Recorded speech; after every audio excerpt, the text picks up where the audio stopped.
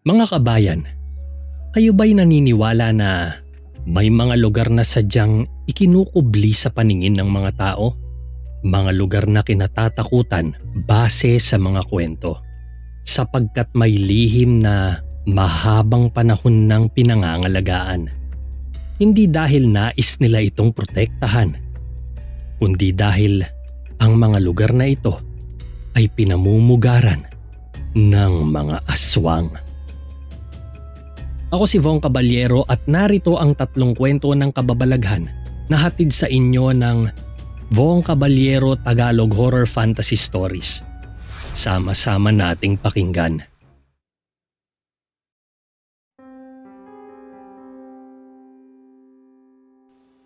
Taong 1989, Dumalag Capiz. Noong mga panahong ito, pagtatanim ng iba't ibang uri ng gulay, bungang kahoy at palay ang hanap buhay ni Tatay Igme. Ang ganitong kabuhayan ay namanapan niya sa lolo niya. Ang kwento daw palagi sa kanya ng kanyang lolo Doming, sobrang hirap daw noon ang buhay nila bago pa man dumating ang mga dayuhang mananakop sa bansa natin. Oo, sagana sa lupa, pero hindi pa raw ganoon kaunlad. Kaya naman sumubok ang kanilang pamilya na mananim at yun ang gawing pangunahing kanilang pangkabuhayan. Noong umunlad na ito, ay kanila na itong pinangalagaan upang maipasa sa mga susunod pa nilang henerasyon. Kaya naman ang pinakapinagbibilin sa kanilang palagi ay alagaan ng mabuti na parang kanilang mga anak ang kanilang mga pananim. May 4 na anak sina Tatay Igme at Nanay Dolor. Si Along ang panganay, 25 anyos na lalaki. Siya ang pinakapinagkakatiwalaan ng kanyang ama sa pagbabantay at pag-aalagang kasama niya sa mga pananim. Pangalawa naman si Gina, 22 anyos na babae. Ito naman ang madalas katulong ng kanyang ina sa mga gawaing bahay. Pangatlo si Sergio, na 18 anyos. Pinakapasaway sa magkakapatid. Mas inuuna ang mga barkada kesa sa mga dapat nitong gawin, kaya madalas itong mapagalitan ng kanyang kuya Along. Ang bunso ay si Omar, 15 anyos na lalaki. Tatahi-tahimik lang at hindi malaman kung anong tumatakbo sa isipan dahil hindi talaga ito palakibo. Hindi magsasalita kundi kailangan na kailangan. Kaya naman hinahayaan na lang nila. Ang pinakamalapit na pananim sa bahay ni na Tatay Igme ay ang mga kalamansi nilang sobrang hitik sa bunga. Kaya naman kapag anihan at ibabagsak na nila ito sa kanilang mga suki sa pamilihan, sobrang mura lang nila ito kung ibenta. Ito ang pinakapaboritong inaalagaan ni Tatay Igme. Bukod sa mabango, ang lalaki rin ng mga bunga nito. Ito na rin ang nagsilbing bakod nila na namamagitan sa kanilang bahay at sa bukid. Sa tinagal-tagal na ni Tatay Igme sa hanap buhay nito, kilala na niya halos lahat ng mga nagtitinda sa palengke. Kahit pa ang mga hindi kumukuha sa kanya, kilalang kilala niya. Kahit mga tindero ng isda, karne at kung ano-ano pa. Likas kasing palakaibigan din itong si Tatay Igme. Dahil isa ito sa mga itinuro sa kanya ng kanyang amang si Mang Nilo, na ang isang kaugaliang dapat mong taglayin kung nais mong magtuloy-tuloy na malusog ang iyong negosyo ay ang mabuting pakikisama. Kaya naman bata pa lamang si Tatay Igme ay kanya nang sinanay ang ganitong kaugalian. Ugali na rin ni na Tatay Igme at Along na dumalaw at mag-ikot-ikot sa palengke. Kahit pa wala naman silang bibilhin. Ito kasi ang paraan nila para palagi silang maramdaman ng kanilang mga suki. Lalo pa't mahirap masabi. Baka may ibang lumapit sa kanila.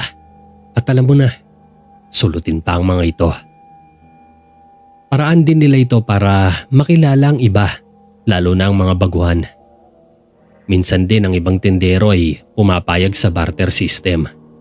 Nakikipagpalit sila ng mga gulay, bigas at iba pang bunga na galing kay Tatay Igme kapalit ng karne, isda o anumang kailangan nito sa kanilang paninda. At ito ay ilang dekada na rin ginagawa ng Ginoo. Isang araw, inaya ni Tatay Igme ang kanyang anak na si Seryo na samahan siyang mag-ikot sa palengke. May sakit kasi noon si Along. Tinamaan ng trangkaso kaya hindi makasama sa kanyang ama. Labag sa kalooban ni Seryo na sumama sa ama pero wala siyang magagawa dahil ipinipilit yon ng kanyang ama. Alam niyang kung tatanggi pa siya, katakot-takot na sermon na naman ang lalamunin niya at mahihirapan pa siyang makahingi ng pera dito. Namitas muna ng mga kalamansi ang mag-ama at nakapuno sila ng 3 malalaking supot. Dadalhin nila yon sa palengke para kung sakaling may magustuhan sila ay yon ang mga ipampapalit nila. Doon pa lang ay pinagpawisan na si Seryo dahil tirik na tirik noon ang araw. Iritang-irita ito at medyo padabog na akong mamitas ng kalamansi. Kundi lang sa may lakad yun kinahapunan at planong humingi nito ng pera sa kanyang ama, malamang tumakas na ito at bahala na akong masermonan. Kaso kailangan niyang sumunod kung gusto niyang makakubra. Matapos mamitas ay diretsyong tumungo na sa palengke ang mag-ama. Naglalakad lang ang mga ito dahil hindi naman ganoon kalayo ang palengke sa kanila. Tsaka noong mga panahong ito, hindi pa ganoong katamad at kaarte ang mga taong lumakad ng kilo-kilometro kahit pa sa ilalim ng tirik na araw. Pagdating nila sa palengke, may kaagad na sumalubong sa mag-ama. Si Estong, tindero ng buko. Mang Igme! Nako, kanina pa kita inihintay. At saktong-sakto yung dala mo. Makikiusap sana ako kung pwedeng makipagpalit ng isang supot ng kalamansi kapalit ng mga buko. Kailangan ko kasi dahil kaarawan ng anak kong panganay ngayon. Kailangan ko sa mga lulutuin namin. Naubos na yung kalamansi ni Aling Toyang dito sa palengke. Tapos yung ibang tindera, medyo tuyot na yung paninda. Kaya ikaw na lang ang pag-aasa ko eh. Tamang-tama, dala mo na yung kailangan ko. Ani Estong. Ganun ba? O sige, kunin mo na tong isang supot. Halika, dun tayo sa pwesto mo. Pag-abot ni Tatay Igme sa isang supot ng kalamansi, ay kaagad kinuha ni Estong, tsaka sila pumunta sa pwesto nito. Habang nag-uusap sina Tatay Igme at Estong, iniikot naman ni Seryo ang kanyang paningin sa palengke. Unti-unting lumayo muna ito sa dalawang magkausap at lumakad para libutin ang palengke. Nakangiti siyang binabati ng mga tindero at tindera doon. Ganoon din ang tugon niya sa mga ito. Hanggang sa makarating siya sa kabilang labasan ng talipapa kung saan wala na halos nagtitinda dahil sarado na ang karamihan doon. Malapit na kasing magtanghalian at yung hanay ng pwesto na yon halos hanggang 11:00 lang ng umaga tapos na. Pag-abot niya sa labasan, may nakita siyang isang matandang babae doon. May mga supot itong bitbit. Nakatayo at para bang nag-aabang ng mga pwedeng bumili sa mga nakasupot nitong paninda. Noong makita siya ng matanda, ay binatuhan siya ng ngiti nito, kaya napangiti rin si Seryo. Sumenyas ang matanda sa kanya na lumapit ito at itinataas ang mga hawak na supot. Nilapitan naman ito ni Seryo. Iho, bili ka na nitong lutong ulam para makauwi na ako. Ilang supot na lang naman ito. Anang matanda kay Seryo. Naku nanay, wala akong pera eh. Itong kalamansi lang hong meron kami ng tatay ko. Ibinampapalit lang ho namin. Binulatlat ni Seryo ang supot para ipakita sa matanda kung gaano kagaganda yung mga kalamansi. Mabilis na umiwas yung matanda at tumingin sa ibang direksyon. Kung ilalarawan yung reaksyon niya, para siyang nandiri Nay, may problema ho ba? Ayaw niyo ho ba nito? Ilayo mo yan. Ayoko niyan. Hindi ako mahilig sa ganyan. O de, sige ho. Pasensya na. Ito lang ho kasi ang meron ako para may palit dyan sa lutong ulam. Ano ho bang putahe yan? Menudo, pinagoong ang baboy at saka dinuguan. Uy, ang sarap yan. Kaso wala talaga akong pere. Ganito na lang. Bakit hindi mo na lang ipalit yan doon sa loob? Hanapan mo ko ng atay at iyan ang ipalit mo sa kanila. Tapos yung atay na lang ang ibigay mo sa akin. Ano sa palagay mo? Mungkahi ng matanda. Magandang ideya yan. Sige ho nanay, dyan lang ho muna kayo ha. Antayin niyo ako. Huwag niyo nang ibibenta yan ha. Kukunin ko lahat yan at yan na lang ang ulam namin mamaya sa bahay. Ani seryo. Ngumiti at tumango naman ang matandang babae. Tsaka nagmamadaling pumasok si Seryo sa loob ng talipapa para humanap ng papalitang atay. Makalipas ang 8 minuto, binalikan ni Seryo ang matandang babae. Sa pagkakataong yon, may kasama na itong isang babae na parang kaedaran ng ina ni Seryo. Nakasuot ito ng purong itim na mahabang damit at nakatalokbong ng itim na belo sa ulo. Napakapungay ng mga mata nito pero matalas tumingin. Tapos ang putla na para bang may sakit at walang kaimo-emosyon ng muka. Nay, eto na po yung atay. Ayos na po ba yung 1 kilo? Ani seryo, tsaka iniabot ang nakasupot na atay. Nanlaki ang mga mata ng babae at matanda pagkaabot ng binata sa nakasupot na atay. Pwedeng-pwede na ito, iho. O heto ang mga ulam. Masarap yan. Ubusin ninyo ng pamilya mo ha. Oho, gutom na nga ako eh. Salamat po dito ha. Sa susunod ulit. Pagkatapos ng palitan ay kaagad umalis ang matanda at kasamang babae nito. Si Seryo naman ay napalingon ng tawagin ng kanyang ama. Seryo, ano bang ginagawa mo dyan? Tay, nakipagpalit ako ng lutong ulam. Menudo, binagoong ang baboy tsaka dinuguan. Ito na lang ulamin natin. Huwag na yung gulay na lulutuin ni nanay. Para makatikim naman tayo ng ibang luto. Ani seryo. Ay nako. O sige na. Halika na, tumalis na tayo. Bibilan pa natin ang gamot ang kuya mo.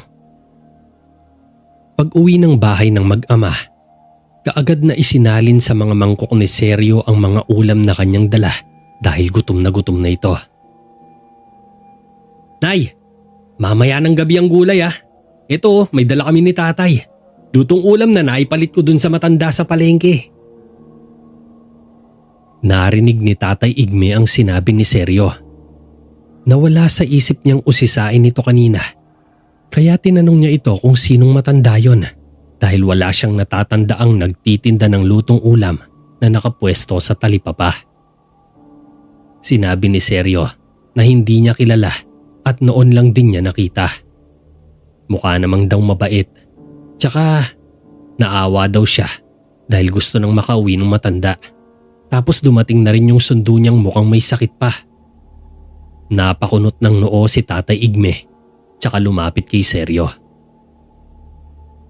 Hindi mo kilalang nagbigay sa'yo niyan? At wala ding nagsabi sa akin na may bagong nagtitinda ng lutong ulam sa palengke. At sabi mo, yung sumundo mukhang may sakit. Kung ganon, hindi tayo nakakasiguro sa ulam na yan. Mas mabuti pa na wag na lang natin kainin yan. At doon na lang tayo sa luto ng nanay mo.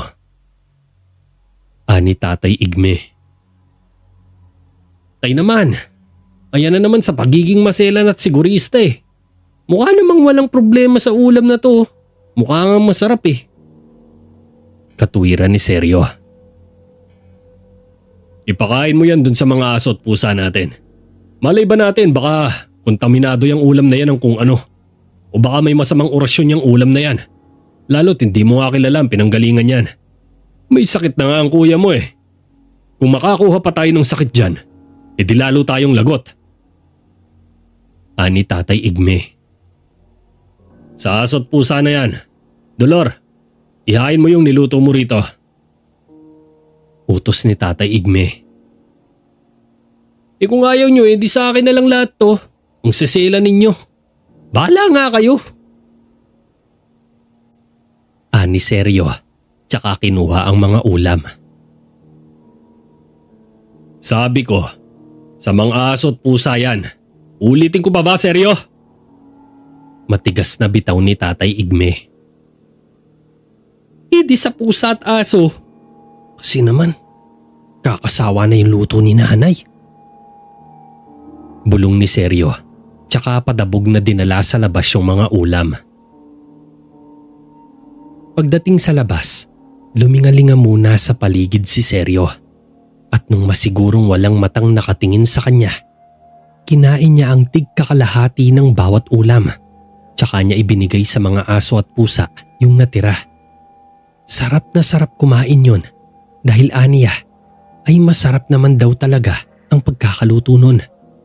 Nang hihinayang siyang hindi natikman yon ng kanyang pamilya. Nang matapos ay pumasok na ito para makisalo sa hapag. Kinabukasan, kagaya ng nakaugalian ni Tatay Igme, hindi pa nagliliwanag ay nagigising na ito para magkape sa labas. Paglabas nito ng bahay ay nakita niyang namimitas ng mga bungang kalamansi si Seryo. Halos ubusin nito ang mga bunga at para bang nagmamadali pa ito. Sinitayo ni Tatay Igme. Hoy Seryo, ba't ang aga mo? Tsaka ba't nililimas mo yung mga kalamansi? Nagulat si Seryo at napalingon agad sa kanyang ama na hindi malaman kung anong idadahilan. Tay, gusto ko sanang pumunta ng palengke para mamalit gamit tong mga kalamansi. May gusto sana kasi akong bilhin. Sagot ni Seryo. Ano na namang gusto mong bilhin? Tsaka halos subusin mo yung bunga dyan. Masisira ang mga yan. Ani Tatay Igme. Uminto sa pagpitas si Seryo ng kalamansi. Tsaka binitbit ang nasa 6 na supot ng malulusog na kalamansi. Tsaka na umalis. Tinawag siya ni Tatay Igme. Pero nagmamadali yung umalis. Kaya hindi na siya nahabol pa ng ama. Pasikat pa lang ang araw nang makarating sa palengke si Seryo. Kaagad pinuntahan niya ang mga may panindang atay. Lahat yun inalok niyang makipagpalit ng kalamansi. Kahit tagkakalahating kilo lang para hindi malugi ang mga ito. Pumayag ang ilan hanggang sa maipagpalit niya lahat at nakalikom siya ng 3 kilong sariwang atay ng baboy. Kaagad tumakbo siya sa kabilang labasan ng talipapa kung saan niya unang nakita yung matandang nagtitinda ng lutong ulam. Pagkakita sa kanya ni Seryo ay kaagad tinawag niya ito at ipinakita ang mga atay na dala niya tsaka nag-alok na magpalit sila sa mga panindang ulam ng matanda. Nakangiti namang pumayag yung matanda. Sinamsam agad ni Seryo ang mga nakasupot na ulam tsaka ibinigay sa matanda ang mga atay. Ngumiti ang matanda rito at mabilis na umalis yun. Si Seryo naman, sa labis na pananabik ay hindi na umalis sa pwesto at kaagad nang pinagbubuksan ng nakasupot na mga ulam tsaka niya walang pag-aalinlangang nilantaka ng mga yon na para bang nawala sa sarili dahil sa labis na nasasarapan sa pagkain. Makalipas ang ilang araw, ilang mga kakaibang bagay ang nangyari at napansin ni Tatay Igme. Sabay-sabay na namatay ang mga aso at pusa na kanilang mga alaga. Pero ang ipinagtatakang labis ni Tatay Igme ay ang mga napapansin niyang kakaiba sa kinikilos ni Seryo. May kukumpara ito sa isang lulong sa bawal na gamot. Inuubos nito ang mga bunga ng pananim nila at panayang punta sa palengke. Kapag tatanungin naman ito ni Tatay Igme ay wala siyang nakukuhang matinong sagot rito. Ang laki rin ng pinagbago ng itsura ng binata. Para talaga itong nalululong sa masamang bisyo. Hindi nakatiis si Tatay Igme at siya mismo ang pumunta ng palengke. Noong araw na yon, tulog si Seryo sa bahay. Nagtanong-tanong sa palengke si Tatay Igme at lahat sila ay iisa ang sagot. Madalas daw mamalit si Seryo ng atay kapalit ng mga sili, kalamansi at iba pang mga gulay. At pagkatapos, meron siyang tinutungo sa labas ng talipapa. At yun, ang matandang nagbebenta ng lutong ulam. Mabilis na tinungo ni Tatay Igme ang sinasabing pinupuntahan ni Seryo sa labas ng talipapa. Pero wala itong naabutan doon. Yun na ang simula na nagkaroon ng masamang kutob ang lalaki. Nag-isip ito ng kung anong maganda niyang gawin. Hanggang sa ang tindero ng buko na si Estong ay may nabanggit sa kanya na bakit hindi siya kumonsulta sa mas may matandang karunungan. Doon na inirekomenda ni Estong ang tiyuhin nito na may alias na Papay Onyot. Si Papay Onyot ay may nalalaman pagdating sa panggagamot. Albularyo raw ito at kalimitang nakikita sa pamamagitan ng pagtatawas ang kung anong problema sa sakit o nararamdamang kakaiba ng isang tao. Pumayag naman si Tatay Igme at nangako si Estong na pagkaubos ng mga buko ay sasamahan niya ito sa bahay ni Papay Onyot. Kinahapunan, palabas ng bahay si Tatay Igme para puntahan si Estong at sasamahan daw ito papunta sa tiyuhing manggagamot. Napatingin si Tatay Igme sa may bandang bukid at nasipat niya roon si Seryo na may kinakausap na matandang babae at isang babaeng kaedaran ni Dolor. Nakasuot ang mga ito ng purong itim at mahahabang damit, tsaka nakatalukbong ng mga itim na belo. Mabilis na lumakad si Tatay Igme para lapitan ng mga ito. Pero noong mapansin siya ng dalawa ay tumalikod ang mga yon at lumakad papalayo. Ayon kay Tatay Igme, napakabilis ng lakad ng dalawa. Parang mga makina daw yung mga hakbang kaya hindi na niya nagawang abutan ng mga ito at naiwan doon si Seryo. Noong tanungin siya ni Tatay Igme kung sino ang mga yon, ngumiti lang si Seryo na nooy nangangalumata na. Tsaka pumasok sa loob ng bahay. Nagmadali na si Tatay Igme papunta kay Estong para tunguhin agad si Papay Onyot. Dahil masama talaga ang kutob ni Tatay Igme. May mali talaga sa mga nangyayari. Pagdating ni na Tatay Igme at Estong sa bahay ni Papay Onyot, tinanong kaagad nito ang buong pangalan ni Seryo at nagsimula itong tawasin yon gamit ang itlog na ibinulog sa tubig na nasa garapon, dinasalan at pinagmasdan. Kaigme, ang anak mong si Seryo, balak kunin ng mga aswang. Dinadaan nila sa pagkain ng pangyayanggaw nila rito. Kinakailangang magamot siya kaagad dahil baka mabuhay na sa loob niya ang itinanim nila at mahuli ang lahat. Akong bahala. Hindi ito ang unang beses na gumamot ako ng ganitong klase ng problema. Dalhin mo siya sa akin at dumito kayo ng mga ilang araw. Kailangang mabantayan natin siya habang sumasa ilalim sa gamutan.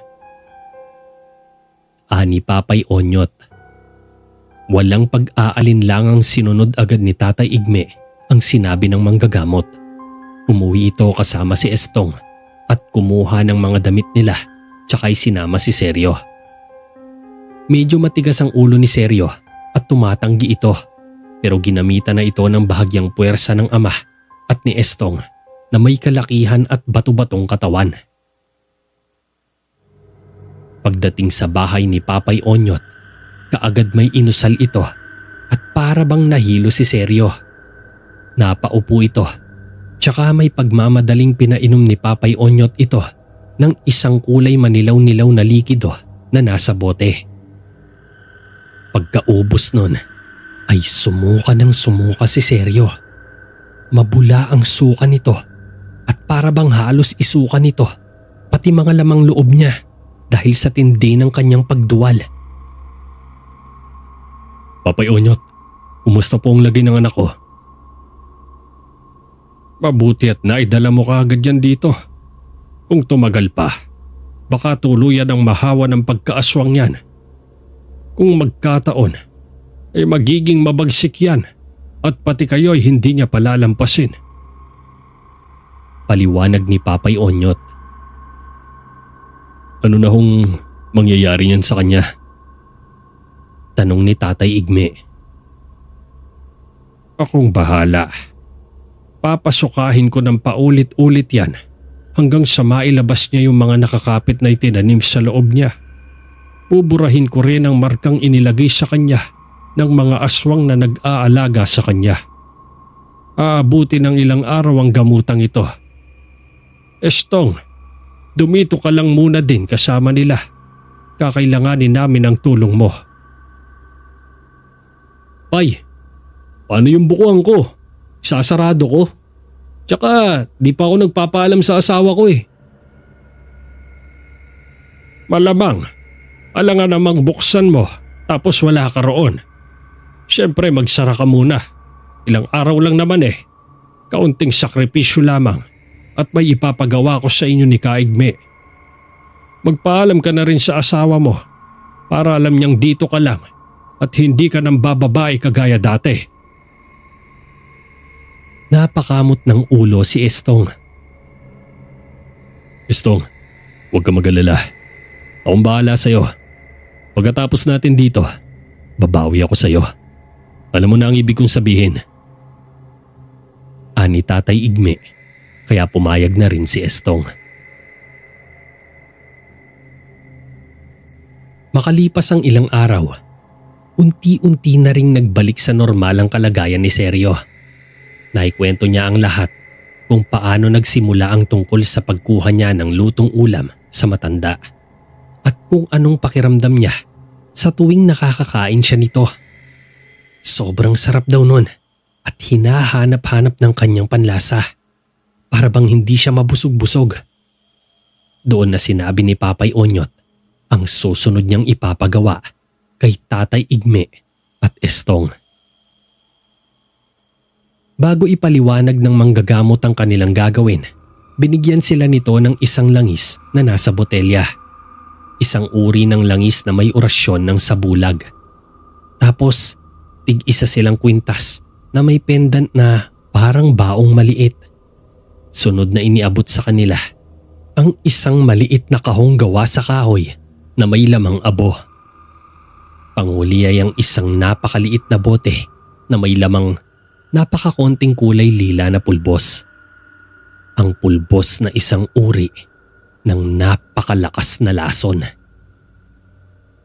Matapos yun ay ipinaliwanag na ni Papay Onyot ang mga bawat hakbang na kanilang gagawin. Tumungo sa palengke ang dalawa. Madilim pa yon. Mga alas 5 pa lamang ng umaga. Nagsimula silang mamili ng maraming atay.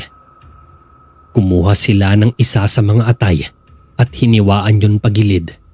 Tsaka pinalaman doon lahat ng kulay lilang pulbos. Pinitpit muna nila yon ng mabuti at nang masigurong kapit na doon ang pulbos ay inihalo nila yon sa ibang atay. Kaagad dinala ni Estong ang mga atay doon sa sinasabing matanda ni Seryo na nagbebenta ng lutong ulam. Si Tatay Igme naman ay nakamasidlang at nakakubli. Hanggang nakita na nga ni Estong ang matanda at kaagad inalok na papalitan ng lahat ng paninda nito ng 6 na kilong atay. Pumayag kaagad ang matanda at nagpalitan agad sila ng mga supot. Pagkakuha ng matanda ay kaagad lumakad dito paalis dahil makakauwi na raw siya at maagang naubos ang kanyang paninda. Pinakita rin ni Estong na umalis na siya pero nagmamadali nitong tinungo si Tatay Igme. Mabilis silang nagpahid ng langis na may orasyon tsaka isinuot ang mga kwintas at binudbura ng mga sarili noong abo na nasa kahon. Ito ay ginagawa nila habang palihim na sinisilip ang naglalakad palayong matanda. Matapos magawa yon ay maingat na nilang sinundan ng matanda na nakapagtatakang napakabilis lumakad kaya halos patakbo na nilang sinundan ito. Kampante naman sila dahil sa meron silang kargang sa bulag. Yon ay dahil sa langis, kwintas at abong inilagay nila sa kanilang buong katawan. Hindi sila makikita, maaamoy, ni maririnig ng aswang. Sa kanilang pagsunod sa matanda ay umabot sila sa bahay nito. Isa yung napakalumang bahay kubo na napakarami ng sira at may mga malalaking banga na nasa ilalim ng silong nito. Malayo na rin ang kasunod na bahay nito na parang mga wala na ring nakatira. As in liblib na bahagi na ito. Lumabas din mula roon ang isang babaeng nakaitim. Pagkakita nun sa dalang supot ng atay ng matanda, ay para yung pusa na sabik kumain. Nagsimulang magmasid ang dalawa sa labas. Makikita mula sa kinalalagyan nila ang mga kaganapan sa loob ng bahay kubo dahil walang pintuan ang bahay na yon. Pero ang nagpapahirap sa kanila ay ang sobrang baho sa lugar. Walang humpay din ang pagdapo ng mga langaw sa kanila na kanilang ikinaiirita. Pagbulatlat ng supot ay kitang-kita nila kung paanong lantakan ng dalawa ang mga hilaw na atay. Para bang mauubusan ng mga ito. Ilang sandali lang habang kumakain ng mga yon, bigla na lang nagsisigaw ang matanda. Yung sigaw niya masakit sa tenga. Para bang napapaso-paso yung bibig nun. Tapos hawak niya yung leeg niya. Bumagsak yun sa sahigat ng isay. Nataranta naman ang babaeng kasama nito. Tapos pinulot yung atay na kinain ng matanda. Inamoy-amoy ito at napagtanto ang lason na nakalagay doon. Pumalahaw ang babae. Tsaka biglang tumirik ang makapal nitong buhok. Tumuwad dito. Tapos ay suminghot-singhot sa hangin. Umagos ang malapot nitong laway. Medyo kinabahan si Estong sa natatanaw. Pero sabi ni Tatay Igme, yun na daw ang pagkakataon nila para isagawa ang huling parte ng kanilang misyon. Ang huling alas nila kung sakaling hindi gumana ang lason o makaligtas sila doon. Inalabas nila ang buntot pagi na nakay Estong at ang tansong punyal na nakay Tatay Igme. Tsaka sinugod ng aswang. Doon pa lamang sila nakita ng nilalang dahil tapos na ang epekto ng kanilang sabulag. Kaya sumugod din ito sa kanila. Kagaya ng turo ni Papay Onyot, hatawi ng buong lakas ni Estong ng buntot pagi ang aswang. Bawat latay nito ay nag-iiwan ng malalim na sugat kaya walang humpay sa pagsigaw ang aswang. Hindi nila hinayaang makalabas yun ng bahay at itinodo ni Estong ang paghataw dito. Kitang-kita sa bato-batong mga braso nito ang lakas ng katawang naipon nito sa mahabang taong pagbubuko. Hataw sa ulo, likod, mga braso, hita, lahat ng parte. Pinaliguan niya ng paghampas ang aswang. Noong nakikita ni Tatay Igme na hinang-hinana ang aswang, ay inawat niya si Estong at sinugod ang aswang tsaka isinaksak sa may puso nito ang tansong punyal. Kaagad na namatay ito. Nilapitan din nila ang matandang aswang na unang namatay dahil sa lason at sinaksak din nila sa puso para makasiguro.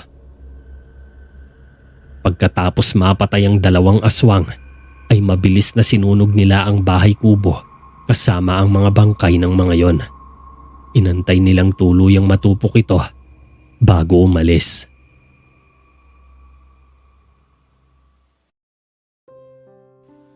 Masayang nakabalik sa kani-kanilang mga normal na buhay sina Tatay Igme at buong pamilya niya, maging si Estong. Binigyan ni Tatay Igme si Estong ng 2 kambing at mag-asawang manok na inaalagaan ng magbubuko. Bukod pa roon, ay sako-sakong mga gulay at bigas. Nahiyamang tanggapin ni Estong yon, nagpumilit si Tatay Igme na tanggapin yon bilang kanyang pasasalamat. Ganoon din ang ibinigay niya sa manggagamot na si Papay Onyot. Pasasalamat daw yon ni Tatay Igme at hindi bayad. Si Seryo naman ay kinakitaan ng mabuting pagbabago. Palagi na itong sumasama sa kanyang tatay at Kuya Along sa pag-aalaga sa mga pananim sa bukid at mga alaga nilang hayop. Panayhingi nga lang ng pera, pero ayos na rin dahil kahit papano'y natutong maging masipag at makinig sa kanyang ama. Naging tuloy-tuloy ang paglago ng kanilang negosyo at mabuting relasyong kanilang nabuo sa maraming tao.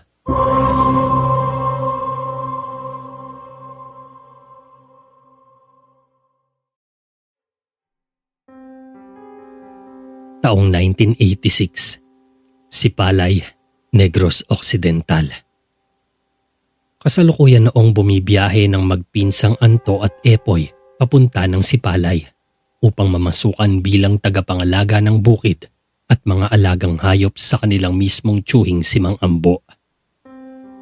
Nakabili kasi ng malawak na lupain ng matanda doon para doon na manirahan at nagsimula ng pagsasaka tsaka pagpaparami ng mga hayop na kanyang ibinebenta. May mga dating tauhan itong si Mang Ambo pero bigla na lang daw hindi na nagpakita ang mga ito. May ilang alagang hayop ang nawala pero wala namang napaulat na nawalang pera o anumang ari-arian dito. Kaya ayon, saktong mga walang trabaho sina Anto at Epoy kaya naman sila ang ipinatawag kung gusto nilang pumalit sa mga dating trabahador ni Mang Ambo. Mula Dumaguete, bumiyahe ang magpinsang kapwa mga binata. Si Anto ay 28 habang si Epoy ay 26. Yon ang unang beses na sila'y pupunta sa lugar ng kanilang tiyo Ambo. Bagamat sila ang pinakamalapit na pamangkin sa matanda, kahit pamatagal na silang hindi nakikita nito. Basta'y binigay ni Mang Ambo ang address niya at hanapin na lang daw nila. Marunong namang magtanong-tanong ang dalawa. Sa kanilang pagbaybay sa Sipalay, inabutan na sila ng tanghalian. Bukod doon, nabalot ng napakakapal at dilim na ulap ang kalangitan na para bang nagbabadya ang malakas na ulan. Sa tansya ni Anto, ay nasa 5 kilometro pa ang layo ng lugar ng kanyang tiyo Ambo. Kaya naman hinikayat muna ni Anto si Epoy na humanap na muna ng pwede nilang makainan at mapagpahingahan kahit hapon na lang sila makarating sa kanilang tiyuhin. Gutom at medyo pagod na rin naman na sila. Walang pag-aalinlangang sumang-ayon naman si Epoy. Lumakad lang muna ang mga ito. Naghahanap ng mapagtatanungan kung saan ang pinakamalapit na karinderya sa lugar. Sa 5 minuto nilang paglalakad, wala pa silang masalubong ni isang tao. Parang wala yatang mga tao rito eh. Puro halaman lang yatang nabubuhay dito. Ba't ba kasi tayo binabado nung nasakyan natin? Layo pa pala ng kinatsyong Ambo. Ani Epoy. Imbes na nagre-reklamo ka, ilibot mo na lang yung paningin mo para makakita tayo ng mapagtatanungan. Sagot dito ni Anto. Maya-maya, sa kalagitnaan ng pag-uusap ng magpinsan, isang lalaki ang kanilang natanaw sa di kalayuan. Nakatayo lang ito at may hawak na sakong nakatali at tila ba may lamang kung ano. Nakasuot ito ng salakot at halos hindi na makita ang muka dahil sa pagkakayuko nito. Nagmamadaling nilapitan ng magpinsan yon. "Manong, magandang tanghali po. Magtatanong lang po sana kami kung saan ang pinakamalapit na pwedeng kainang karinderya dito." Direktang tanong ni Anto. Dahan-dahang tumitig ang lalaki kay Anto. Masyadong seryosong ekspresyon ng mukha nun. "Kainan ba kanyo? May alam ako. Sumunod kayo sa akin." Anang lalaki. Nagtinginan muna ang magpinsan. Para bang may kung anong biglang nakapagpabagabag sa kanila. Pero dala ng gutom at pagod, sumunod sila sa lalaki. Sumuong sila sa mataas na talahiban. Ayon sa lalaking napagtanungan nila, yun daw ang pinakamabilis na daan para makapasok sa baryo Pulang Sapa. Pagkasabi nun ng lalaki, napakunot ang noo ni Anto at napatingin pa'y taas. Nagtataka siya kasi ngayon lang niya narinig ang baryo Pulang Sapa sa may Sipalay at walang nababanggit na ganoon ang kanyang tiyo Ambo. Pero dahil nga gutom na, wala nang panahon pa para mag-isip masyado. Kaya naman sumunod na lamang sila sa lalaki na diretso ang lakad habang hinahawi ang nadaraan ng nagtataas ang mga talahib. Inabot ng 2 minuto ang pagbaybay nila sa talahiban at sa huling paghawi ng talahib ng lalaki ay tumambad sa kanila ang bungad ng isang maliit na baryo.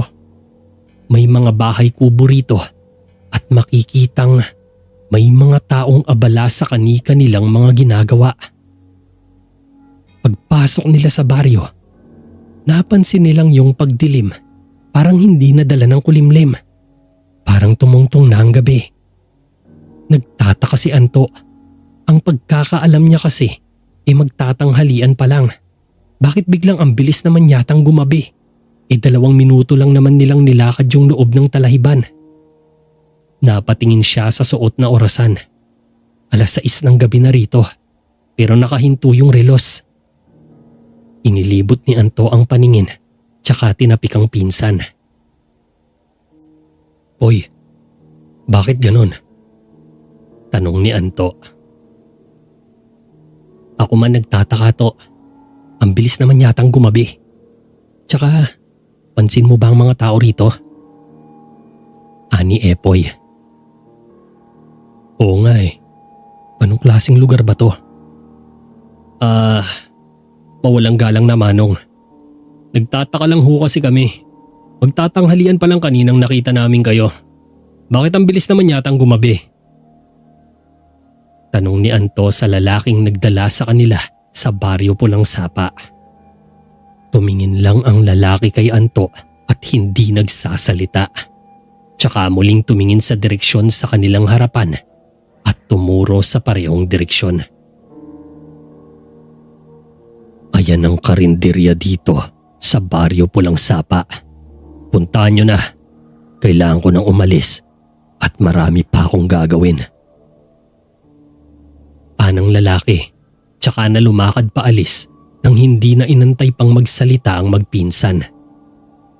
Puno naman ng pagtataka ang 2 binata. Sa totoo lang, alanganin na silang tumuloy pa sa karinderyang pinagdalhan sa kanila o makipag-usap man lang sa mga tao sa baryong yun dahil may kakaiba silang kutob. "Hoy, mabuti pa siguro umalis na tayo. Gabi na at baka inaantay na tayo ni Chong Ambo. Tsaka hindi maganda ang kutob ko sa lugar na to. Masyado talagang imposible na ang bilis tumungtong ng gabi." ani Anto. "Mabuti pa nga to. Tara, balik na tayo." pagsang-ayon ni Epoy. Akmang lalakad na pabalik ang 2 nang biglang natigilan sila nang malanghap nila ang samyo ng napakabangong niluluto sa karinderya. Sabay na huminto sa paghakbang ang 2 at suminghot sa hangin. Napapikit pa ang mga ito dahil parang niyakap ng amoy ang kanilang mga ilong. Kasunod ang pagpaparamdam ng pagkalam ng kanilang sikmura. Nagtinginan ng marahan ang dalawa. Gutom na ako to. Silip muna kaya tayo dyan sa karinderya. Ani Epoy, na bagamat naguguluhan sa mga nangyayari, mas nangibabaw ang kanyang gutom. Hindi tayo nakakasiguro dyan, Poy. Lalo pat pakiramdam ko ay may kakaiba talaga sa lugar na to. Sagot ni Anto. To naman, gutom na talaga ako eh. Tsaka sisilip lang naman tayo eh. Kung may kakaiba sa pagkain, di sibat na tayo. Ano sa palagay mo? Ika ni Epoy. Walang yaka talaga. Ayoko nga. Mamaya mapano pa tayo dyan eh. Tugon ni Anto. Kung ayaw mo, paala ka. Basta ako gutom na. Ani Epoy sa pinsan. Ay nako, napakatigas ng ulo. Sige, ganito na lang. Sasamahan kitang sumilip doon. Kapag may kakaiba, umalis na tayo kaagad. Maliwanag ba? Wika ni Anto. Naikinangiti naman ng naglalaway at nananabik na si Epoy. Mas lalo pang humalimuyak ang bangong taglay ng iniluluto sa karinderya. Paglapit nila ay nakita nilang marami ring taong kumakain doon. Pagpasok nila ay nasa kanila ang lahat ng paningin. Para bang huminto sa pagkain ng lahat para lang tumitig sa kanila. Napalunok naman si Anto dahil sa labis na pagkailang na naramdaman. Hanggang sumalubong sa kanila ang isang matandang babae na nagpakilala bilang may-ari ng karinderya. Maligayang pagdating sa baryo Pulang Sapa, mga Ginoo. Hali kayo at mamili na kayo ng gusto ninyong putahe. Murang-mura lang at napakasarap. Pag-anyaya ng matanda. Nagmamadaling tinungo ni Epoy ang estante kung saan naroon ang iba't ibang mga putahe ng ulam na tinda sa karinderya. Umuusok pa ito na halatang bagong luto. Papikit pang nilalanghap yun ni Epoy. Mawalang galang na ho, Aling... Pasya, iho. Ang ngalan ko ay Pasya. Aling Pasya. Ako ho si Anto at siya naman ang pinsang kong si Epoy. Gusto ko lang po sanang itanong kung anong oras na. Nag-aantay ho kasi sa amin ang tiyuhin namin eh. Tanong ni Anto. Oras na ng hapunan, iho. Mas mabuti kung kumain na muna kayo bago kayo tumuloy sa inyong lakad para naman may lakas kayo. Abay, mukhang gutom na kayo ng kasama mo. Sagot lang ng matanda. Nako, maraming salamat po, Aling Pasya. Pero sa totoo lang, kailangan na talaga ho naming umalis at mahalilintikan kami tiyak sa aming tiyuhin. Ani Anto. Mabuti pa ay pumili na kayo ng pwesto ninyo dyan sa mga mesa at sabihin ninyo kung anong putahe ang nagustuhan ninyo at ihahain ko sa inyo. Mabilis lang ito para makakain na rin kayo. Sige po, Aling Pasya. Salamat po. Gusto ko ito, yung asado. Tapos itong adobong isaw. Ani Epoy na pinagkikiskisan pa ang mga palad na para bang sabik na sabik sa pagkain. Walang nagawa si Anto nang patakbong tinungo ni Epoy ang napiling pwesto nito. Napailing na lang si Anto dahil sa kanyang pinsan. Epoy, ano ba? Kailangan na nating umalis dito. Iritang sambit ni Anto. Ayan na naman. Pagkakain natin, sige, sibad na tayo. Ganon din naman. Gabi na eh. Pagdating doon di naman siguro tayo mamasamay ni Chong. Sa gutom na talaga tayo eh. Tugon dito ni Epoy. Bahala ka. Basta ako, ayokong kumain dito. Dahil masama ang kutob ko. May hindi tama rito. Ani Anto. Mas pipiliin pang mamatay sa gutom dahil sa kaartihan. Sige, bahala ka. Sagot dito ni Epoy. Ilang sandali lang ay inihain na ni Aling Pasya ang order ni Epoy. May tig-isang plato sila na may kanin. Tapos nakalagay sa mga mangkok ang mga ulam. Amoy na amoy ng dalawa ang sarap ng mga ulam.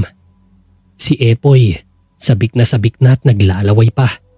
Si Anto naman, natutokso na pero pilit niyang nilalabanan.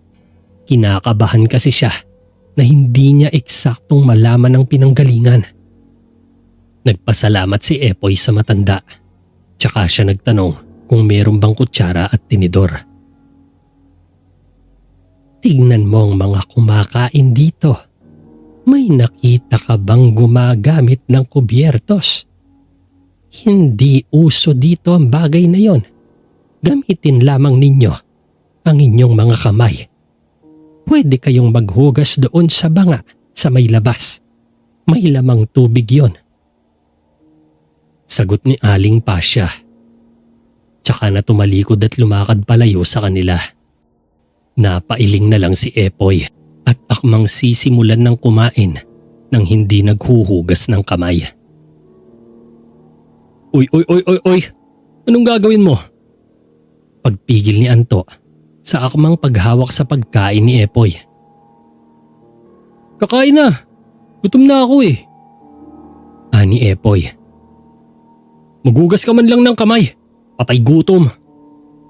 Singhal ni Anto. Umiling-iling at padabog na tumayo si Epoy sa mesa at tumungo sa labas para maghugas ng kamay. Napunta siya sa may likod na bahagi ng makalabas ng karinderya. Hinanap niya ang sinasabing banga ng matanda. Nakita niya yon sa isang sulok na natatabunan ng mga natuyong dahon ng buko. Ayun, pinahirapan pa ako nito. Ba't kasi tagong-tago pa? Bulong ni Epoy habang inis na. Kaagad inalis niya ang mga nakatabon na dahon dito at binuksan kaagad ang banga. Ngunit halos sumiwalay ang kaluluwa niya sa labis na sindak nang makita niyang ang laman ng banga na naroon ay mga kinarne at putol-putol na parte ng katawan ng tao. Sumapak din sa ilong nito ang sobrang sangsang na amoy nun. Nangangatal na ibinalik niya ang takip ng banga at muling tinabunan yon ng mga tuyong dahon ng buko. Tsaka mabilis na tumalikod at lumakad pabalik sa loob. Ngunit bago pa man siya makapasok ay nagulat siya nang lumabas si Aling Pasya sa pintuan papasalubong sa kanya. Parang galit ang mababakas na ekspresyon sa mukha nito. Bahagyang napasigaw si Epoy dahil sa gulat at takot. Anong ginagawa mo riyan sa likod? Tanong ng matanda. Hinahanap ko po yung hugasan ng kamay. Nangangatal na sagot ng binata. Pinipigilan nitong mahalata na may nadiskubre siyang madilim na lihim ng karinderya.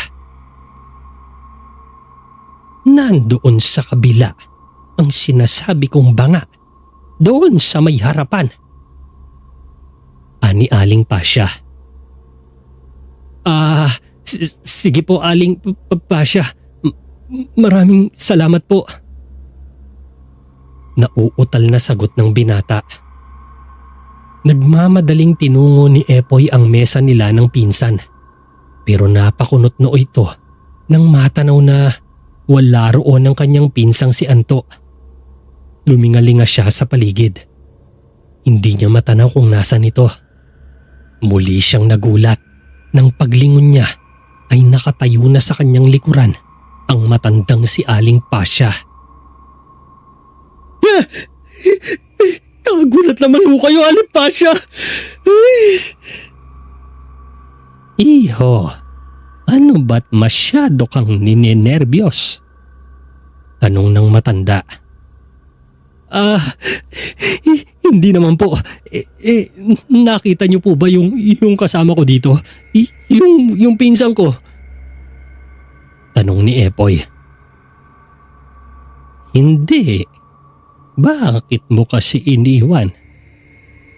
Sagot ng matanda. Maiwan na muna kita.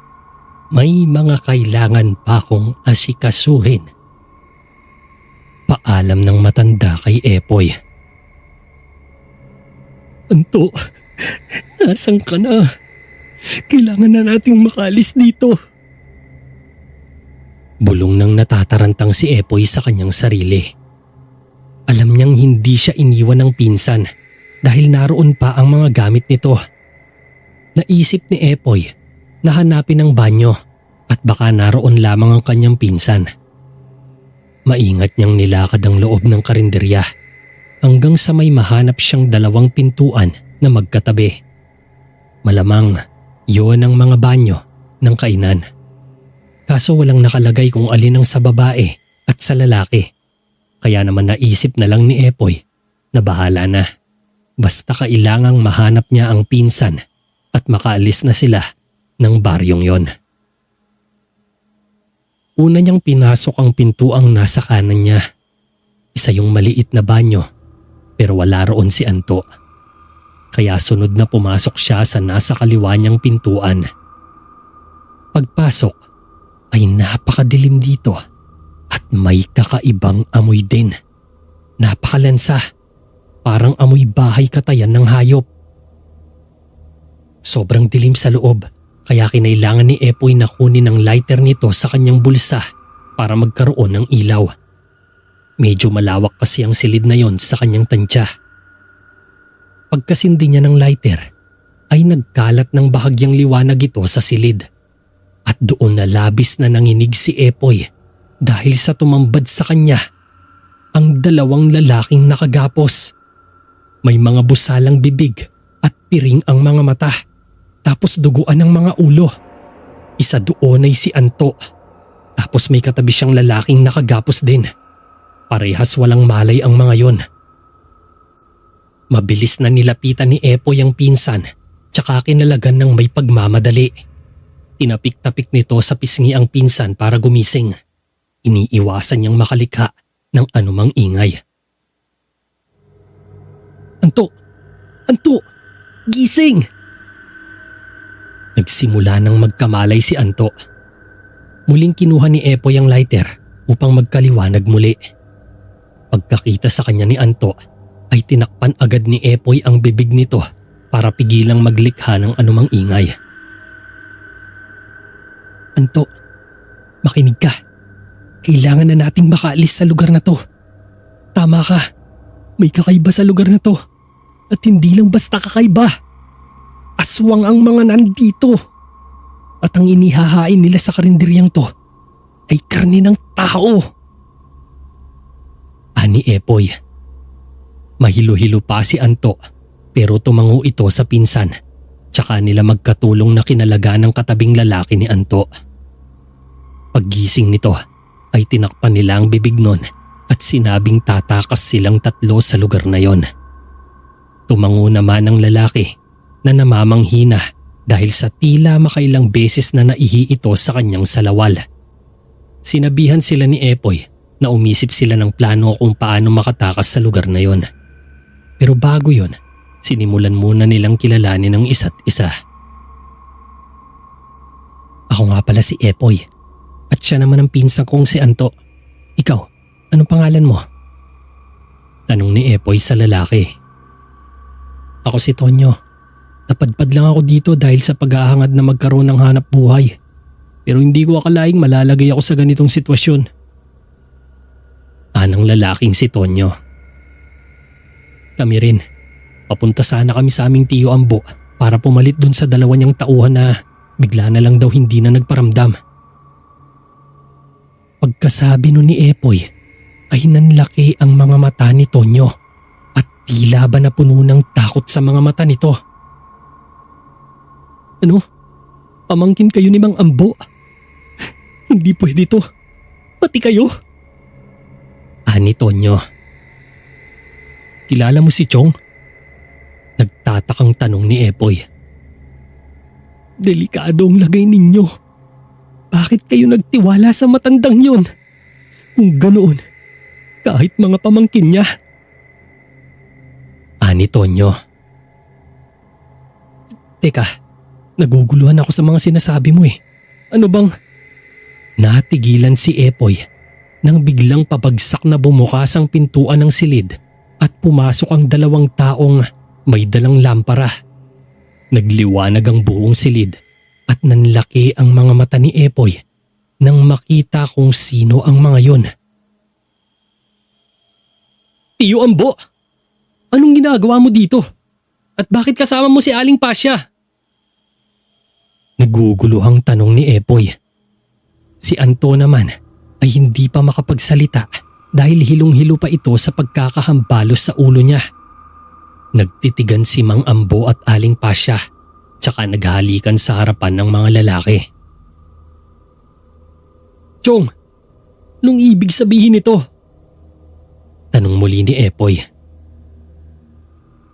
Epoy, Anto, mga pamangkin, maligayang pagdating sa baryo Pulang Sapa. Wika ni Mang Ambo. Chong, ano to? Takot at naguguluhang tanong ni Epoy. Hayaan ninyong ipaliwanag ng tiya Pasya ninyo sa inyo kung bakit kayo narito. Ani Mang Ambo. Ang tiyo Ambo ninyo ay itinanggap ng buong puso ang pagkaaswang noong hawaan ko siya dahil sa kagustuhan nitong mapangasawa ako. Sa kasawiang palad, hindi kami nagkaroon ng anak. Kaya naman, naisip niya na pumili ng iba para pasahan ito. Yang katabi ninyong si Tonyo at kaibigan niyang si Banong ang mga unang pinili ni Ambo. Kaso nga lang, tumanggi ang si Tonyo at si Banong naman nakatakas. Dahil hindi pumayag si Tonyo na maging kagaya namin at magmana ng kung anong meron kami bilang mga inampon ni Ambo. Wala nang iba pang magiging silbi ang isang yan, kundi bilang karni na lamang sa karinderyang ito. Hanggang sa kayo na nga ang naisip na kunin ng inyong tiyuhin bilang kayo ang mga pinakamalalapit sa kanya na pamangkin nito. Gusto niyang ipamana sa inyo lahat ng meron kami sa oras na dumating na ang panahon ng aming katapusan. Ngayon, dalawa lang naman ang kahihinatnan ninyo rito. Tatanggapin ninyo ang aming alok na maging katulad ng inyong tiyo Ambo at manahin ang lahat ng meron kami bilang mag-asawa. O ang tumanggi at maging kagaya ni Tonyo na nakapila na sa mga kakarnihin namin para ipakain sa mga kalahi naming kumakain dito sa karinderya. Nasa inyo ang pagpapasya. Paliwanag ng matanda. Talaga, Chong? Kaya mong gawin sa amin to? Kung tatanggi kami, papatayin at ipapakain mo lang ang karne namin sa mga patay gutom na aswang na yan? Talaga ba? Galit na pangungwestiyon ni Epoy sa tiyuhin. At sa tingin ninyo, hahayaan ko kayong lumabas ng baryo na ito matapos ng mga nalaman ninyo? Alam ninyo mga pamangkin, Sa mga kagaya namin ay hindi na bago ang mambiktima ng kadugo na hindi namin kauri. Tatandaan ninyo yan. Sagot ni Mang Ambo. Kung ganon, patayin mo na lang kami! Dahil hindi kami magiging kagaya ninyo! Mga nakakadiring nila lang! Tangina nyo! Biglang napalitan ng galit na ekspresyon ang ngiti sa mukha ni Mang Ambo. Tumalikod na ito kasama ang asawang si Aling Pasya, tsaka sila lumakad at lumabas ng silid, dala ang mga lampara. Ikinulong ang tatlo roon sa madilim na silid.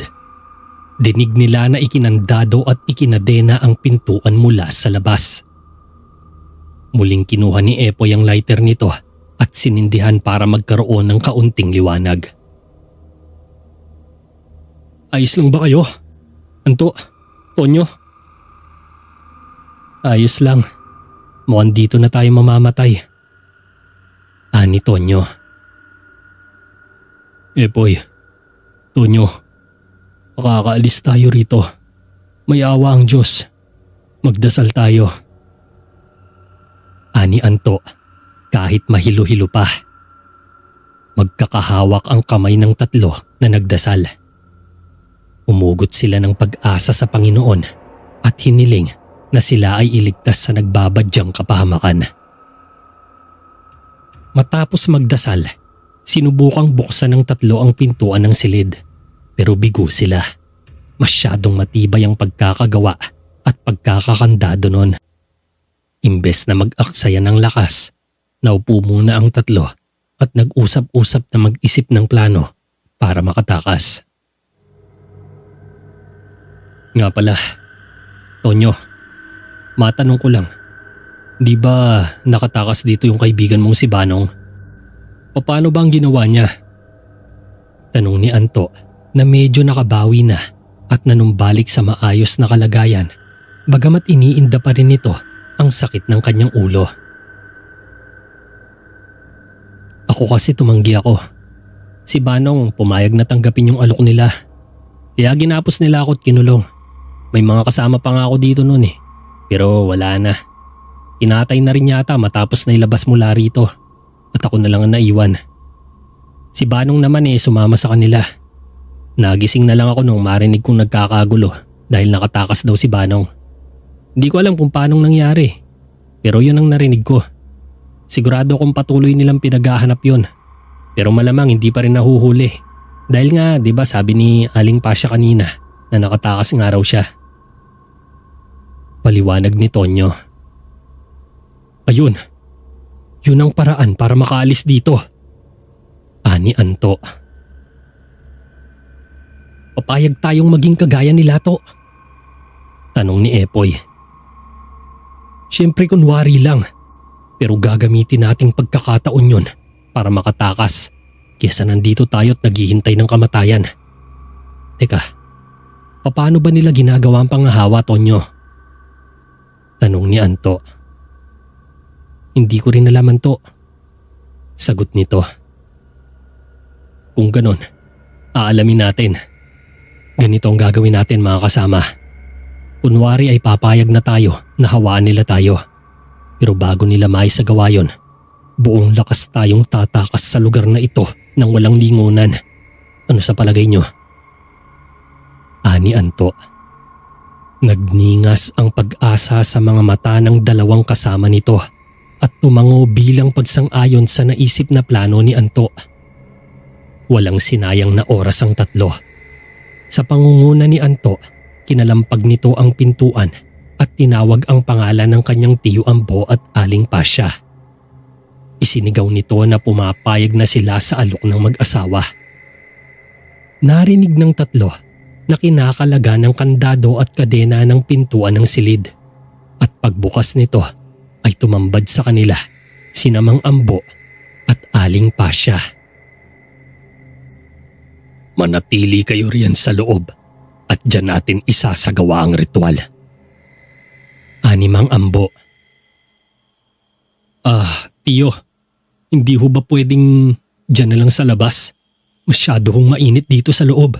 Baka pwedeng lumabas muna tayo. pakiusap ni Anto. Hindi. Diyan tayo sa loob at baka maulit ang ginawa ni Banong. Kaya sige na, umatras kayo dyan sa loob. Anang tsuhin ng magpinsan. Sorry, Chong. Biglang sinapak ni Anto ang tsuhin sa muka upang maialis sa pagkakaharang sa daraanan para sila makakaripas ng takbo. Ngunit tila ba walang talab yun sa matanda. Ngumiti lang ito na parang isang demonyo at nanlilisik ang mga matang ibinalik ang tingin sa pamangkin. Sinasabi ko na nga ba at may balak kayong tumakas. Ngayon, wala na kayong pag-asang makaalis pa rito. Pagkasabi no ni Mang Ambo ay itinulak niya isa-isa ang mga lalaki at napakalakas na bumalibag pabalik ang mga yun sa loob ng madilim na kwarto. Tsaka pabagsak na isinara ang pintuan at ikinandadong muli ng matanda. Naiyak na lang ang tatlo. Para bang nagsimula na silang mawalan ng pag-asa. Wala nang maisip ang plano ang tatlo. Hanggang sa biglang tumawa si Epoy, kaya napalingon sa kanya ang dalawa. Anong nakakatawa, Epoy? Tanong ni Anto. Naisip ko lang kasi to. Paano kapag nalaman ng mga kapatid ni Chong Ambo na aswang na siya at itong ginawa niya sa atin? Ano kaya ang gagawin nila? Lalo na yung tatay mo. Malamang gulpi sarado tong gago nating tsuhin. Eh di ba takot siya sa tatay mo dahil sa pinakapanganay si Chong Emar sa kanila? Lala mo ng katakot-takot na muray ang panigurado.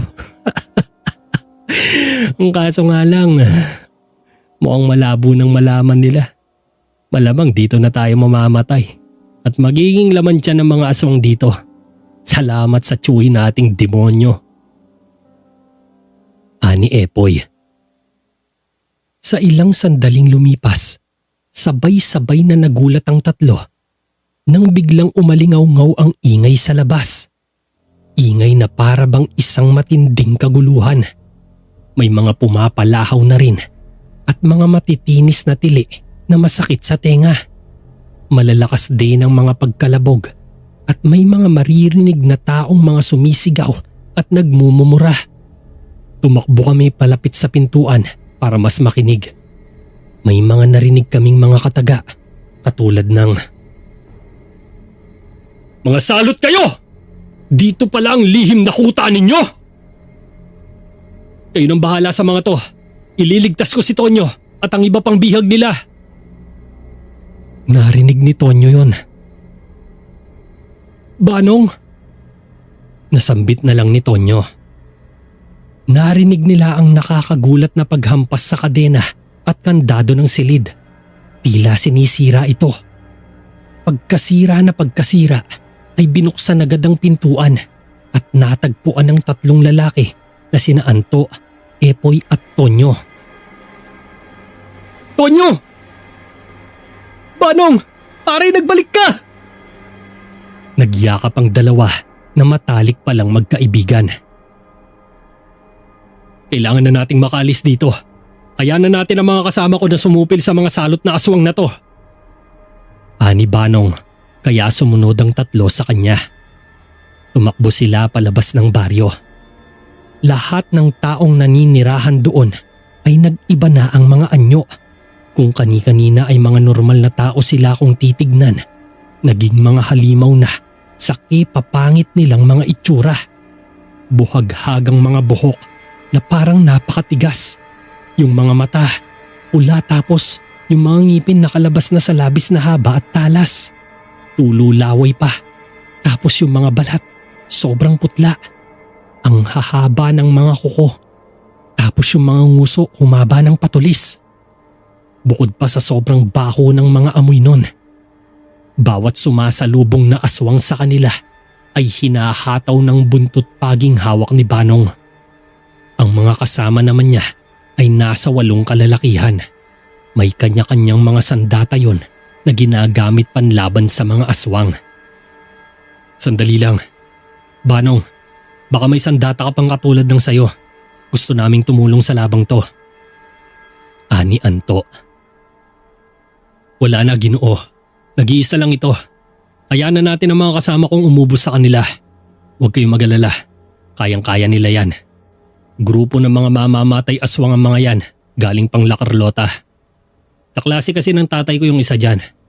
Tapos ayun, nung makatakas ako, kagad ako nagsumbong sa tatay ko.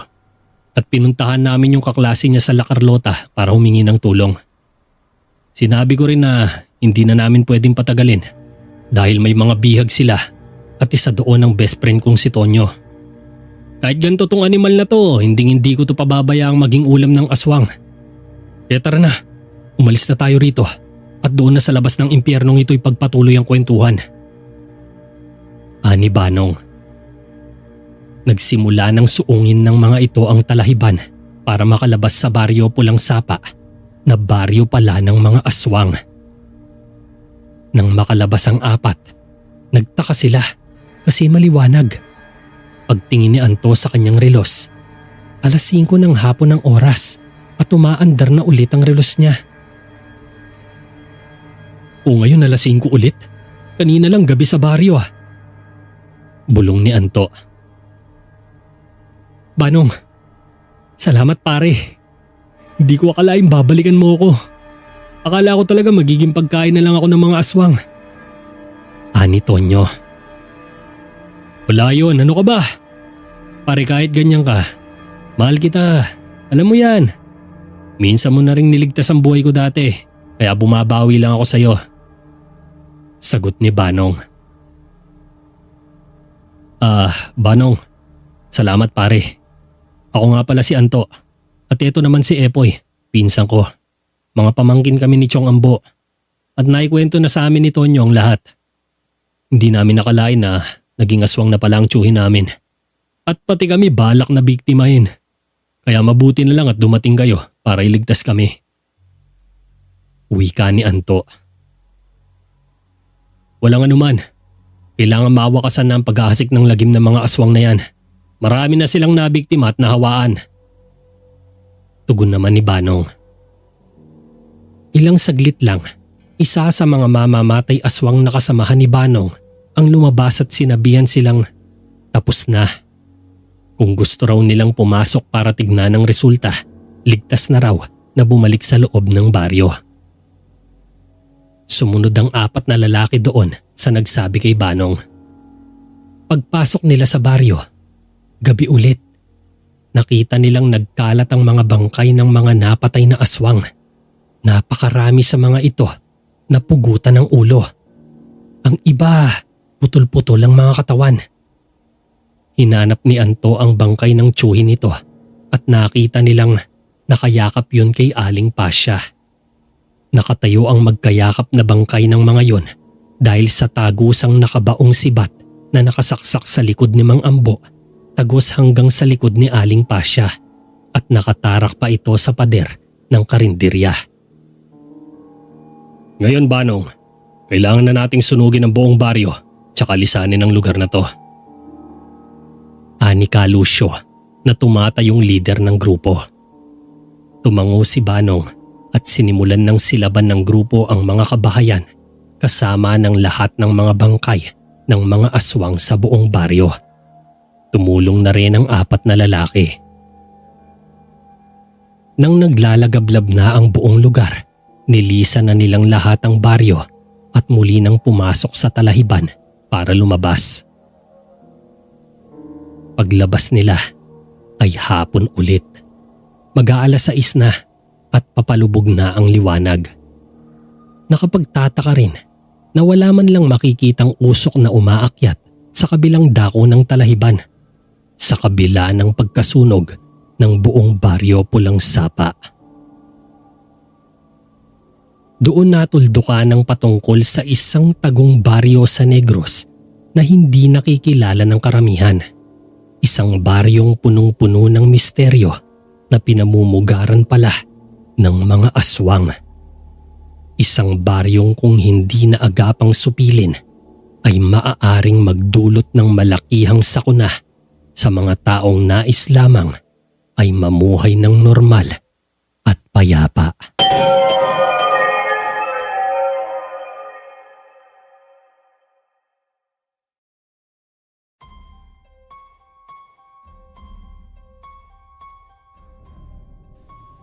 Nagkasundo ang magkakaibigang Wallace, Glenn at Vito na mamasyal habang nasa kalagitnaan sila ng bakasyon. Wala pa namang pasok kaya hindi na nag-aksaya ng panahon ng tatlo na mag-impake. Mula Maynila, bumiyahe sila patungo sa isang liblib na bayan ng Capiz. Noong una, nagdadalawang isip si Wallace na sumama sa kanyang mga kaibigan. Hindi naman kaila sa kanila na may mga lugar talaga sa Capiz na pinaniniwalaang pinananahanan ng mga aswang. Walang nakakaalam kung saan nanggaling ang mga nilalang na ito at kung paano sila dumami. Ang sinabi lang ng mga nakakatandang nakakwentuhan nila, isang barko raw mula sa ibang bansa ang dumaong sa karagatan ng isla ng Iloilo. Sila ang mga taong tumakas sa kanilang bansa dahil mga salot di umano ang mga ito. Halos ubusin raw ng mga aswang ang mga mamamayan sa kanilang bansa kaya sila tinutugis. Ito ang dahilan kung bakit tila ba nagkaroon ng malawakang pandemya sa kanilang lugar. May mga naging biktima sa bayan ng Capiz at ilan sa kanila ay nagluksa. Kaya naman kumalat sa ibang lugar ang tungkol sa kaguluhan tungkol sa mga aswang. Ang iba namang tao na nakakaalam ng kwento ay iba ang pinapalabas na katotohanan.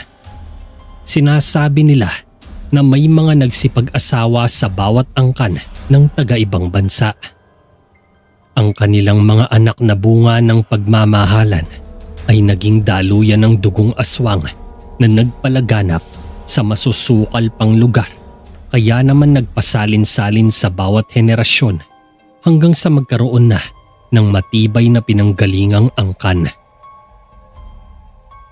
Nang malaman ni Wallace ang plano ng mga kaibigan, pinilit siya ng mga ito na pasamahin hanggang sa mapa-oo na nga siya. Kalaunan, nasa biyahe na sila papuntang Capiz. Naging masaya naman ang kanilang paglalakbay. Alam mo tol, nung huling bakasyon ko dito, may nakilala akong chicks. Kaso lang di naman kami nagka-banding. Dala ng strikto ang nanay niya. Kaya naman naisip kong makipagkita sa kanya kapag dumating na tayo doon. Kwento sa kanila ni Vito. Tawang-tawa naman si Glenn. Ikaw talaga, napakababaero mo. Wika sa kanya ng kaibigan na ikinailing naman ni Wallace. Saan ba tayo eksaktong pupunta? Tanong niya. Sa bahay ng lola ko tol. Huwag kang mag-alala. Kahit wala na si lola, maayos namang namiminti na ang bahay dahil may katiwala naman. Hindi naglipat saglit, dumating sila sa baryo. Mula doon, bumaba sila ng bus at sumakay ng tricycle papunta sa Kakahuyan. Pagdating naman doon, maglalakad na lang sila dahil masukal na ang kalsada at hindi na nila magagawa pang padaanin ang tricycle na halata din namang natatakot ang driver. Ang dilim naman, ani Glenn. Natawa si Vito. Ang dami mo namang arte tol, tumigil ka nga dyan. Ilabas mo na kasi ang flashlight mo. Wika niya. Kaya naman maging si Wallace ay kinuha na din ang kanyang pang-ilaw. Naglakad sila ng naglakad at hindi na ininda kung maingay ang mga panggabing hayop at kuliglig sa daan. Nagsisimula na ding lumiwanag ang langit dahil sa pagsibol ng bilog na buwan. Nagbibigay ito ng malamlam na ilaw kaya tanglaw na nila ang daan. Ilang sandali lang, tumambad sa kanila ang simple pero eleganteng bahay ng Lola Rosita ni Vito. Yari lang ito sa kawayan at gawa sa kugon ng bubong. Makinis dahil barnisado at halatang namiminti na ng maayos dahil sa malalagong bulaklak sa bakuran. "Ang ganda ng bahay ng lola mo, Vito." Puri ni Wallace. Napangiti naman si Vito. Nagpasalamat. Maya-maya lang, nagpauna na sa main door ng bahay. "May kuryente pa pala dito?" Namangha namang wika ni Glenn. Umiling si Vito. "Nako hindi, bali mga solar panels lang ang gamit namin." Wika ni Vito na ikinatango ng kanyang mga kaibigan. Tumuloy sila dahil may susi naman si Vito. Hindi nila alam kung nasaan ang katiwala, pero sa pagkakaalam nila ay umaalis ito tuwing gabi at umuuwi sa kanilang pamilya. Sa umaga ulit babalik ang matanda para asikasuhin naman ang mga gagawing trabaho sa bahay. Pumasok ang tatlo at namangha sa ganda ng pagkakamintina ng lugar. May katamtaman sa laking sala kung saan ang sofa ay gawa din sa kawayan. Pinatungan lang ng foam para mas magmukhang sosyal. Karamihan sa displays at muebles ay gawa sa inukit na kahoy at kawayan. "Tabi-tabi ba tayo sa kwarto mga tol?" Tanong ni Glenn na ikinatawa ni Wallace. "Sa tunog ng boses mo, parang natatakot ka sa mga pwede mangyari sa'yo ah." Wika ni Vito. Marahas namang umiling si Glenn. "O hindi ah, nagtatanong lang ako eh." Depensa niya sa kanyang sarili at sumunod na sa itinuturong kwarto ng kaibigan. Ang kwarto na tutuluyan nila ay may sariling banyo, kaya kampante ang tatlo na hindi na nila kailangang lumabas tuwing nakakaramdam ng tawag ng kalikasan. Tama lang din naman ang supply ng tubig sa kanilang tinutuluyan, kaya walang problema. Pagkaayos ng kanilang mga gamit, magkakasamang lumabas ulit ang tatlo ng kwarto at nagtungo sa kusina. Si Vito ang lumapit sa ref at tumingin kung ano ang meron. "Aba, mukhang nag-stock si Manang Mila ng marami ah." Komento niya. Kahit na may pagkamaloko, si Vito ay marunong itong magluto at mag-bake ng cake o kahit na anong dessert. Sa katunayan, culinary arts ang kinukuha nitong kurso. "Magluluto ka ba?" Tanong naman ni Wallace na isang architect student. Sa kanilang tatlo, siya naman ang matalino at magaling dumiskarte. Pero si Glenn naman ang maalam sa makina. Isa itong automotive student. Lahat ng tungkol sa makina kilala nito. Kahit yung beyond na sa talagang pinag-aaralan sa eskwela nila. "Ano bang gusto niyong kainin?" Tanong naman ni Vito. Basta tungkol sa pagluluto, hindi siya kailanman tumatanggi. Talagang gustong-gusto niya ang manatili sa kusina. Sa katunayan, na-impress siya sa kusina ng lola niya.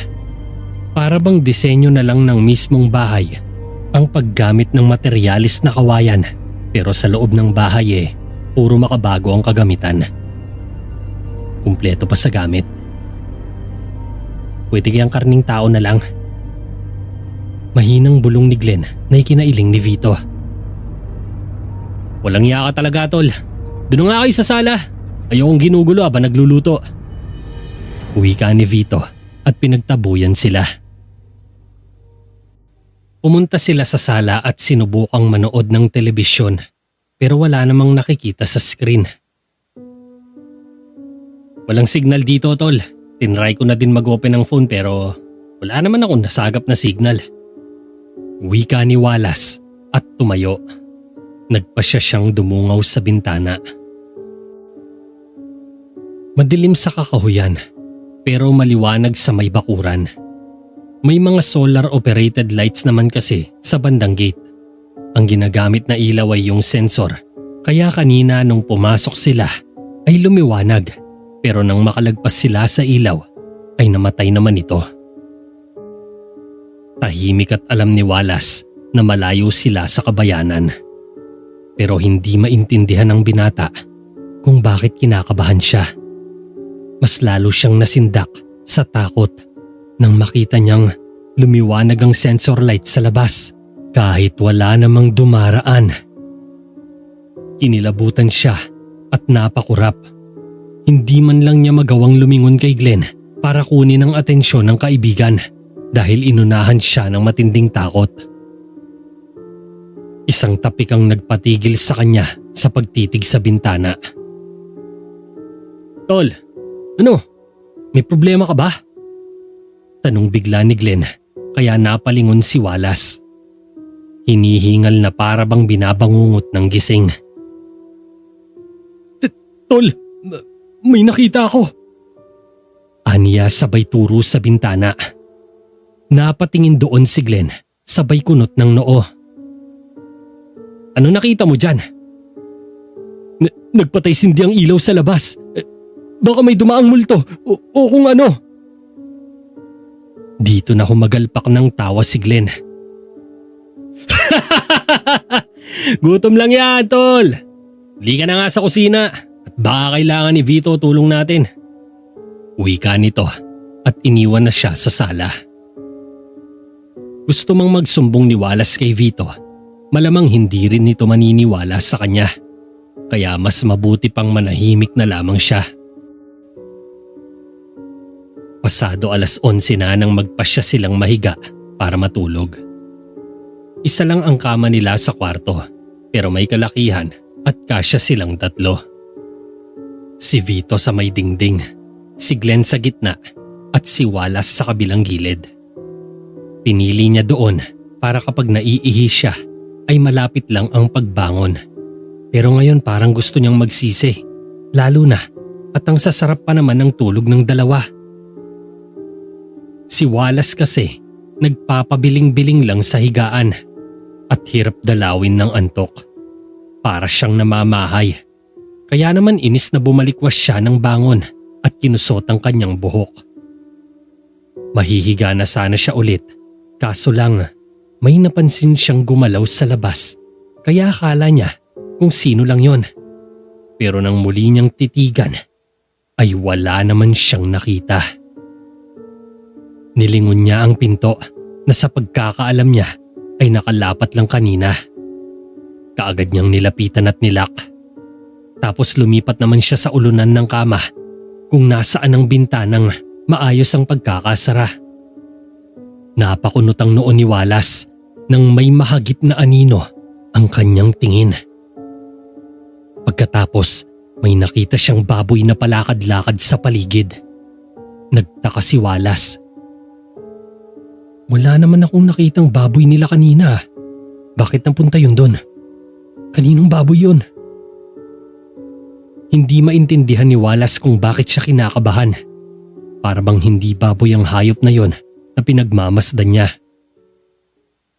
Nang mapaharap sa kanya ang nilalang, nagulantang siya.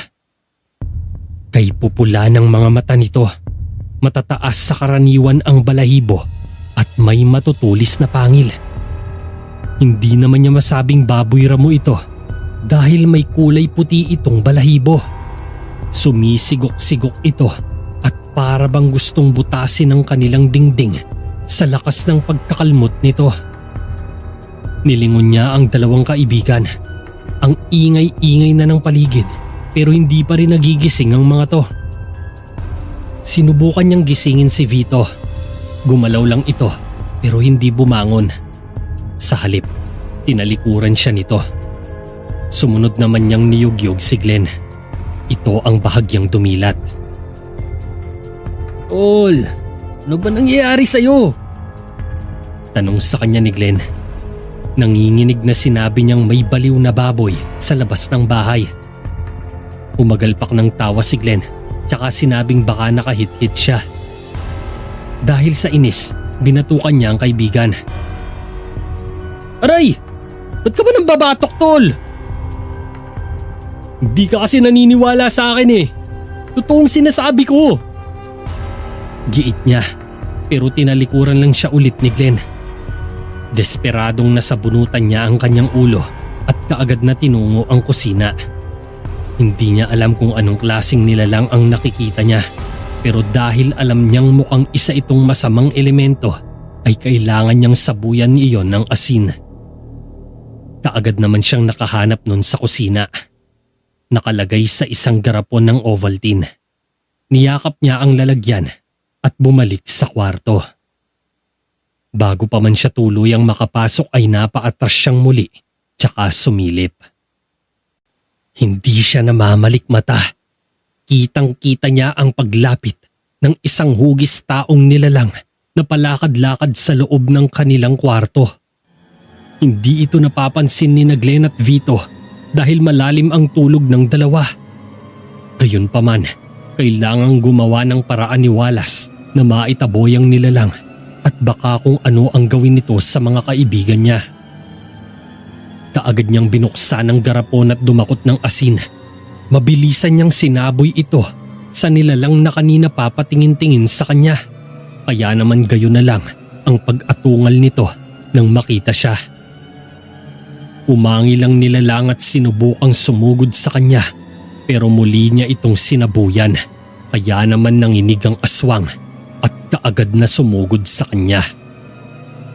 Napasigaw si Wallace nang makitang patakbo sa kanya ang nilalang at marahas siyang sinakal. Bitiwan mo ko! Pakiusap niya, ngunit mahigpit ang pagkakahawak ng aswang sa kanya. Lumawit pa ang dila nito at mas lalong nanlisik ang mga mata hanggang sa pumatak ang laway nito na may malansang amoy. Anong akala mo sa akin, iho? Natatakot sa kakarampot na asin na sinaboy mo? Hindi ka magtatagumpay na mapatay ako. Ikaw ay tao lang. Ako ay aswang. Mas malakas ako sa'yo. Wika nito at kaagad na kinalmot ang muka ng binata. Nagsisigaw sa labis na takot at sakit si Wallace at sinubukang magpumiglas pero hindi siya nagtagumpay. Basta ang alam lang niya, marahas na siyang hinawakan ng aswang at ibinalibag kaya siya bumalya sa sahig. Napaigik siya sa sakit at sinubukang gumapang papunta sa kanyang mga kasamahan. Nakikita niyang maayos lang at payapa ang pagkakatulog ng mga to. Maingay na nga sila ng aswang pero hindi nagigising ang mga yun. Lubayan mo ako! Wala akong ginagawang masama sa'yo! Angil niya at nahagip ang isang flower vase at hinampas sa aswang. Natamaan pa ito pero hindi napuruhan.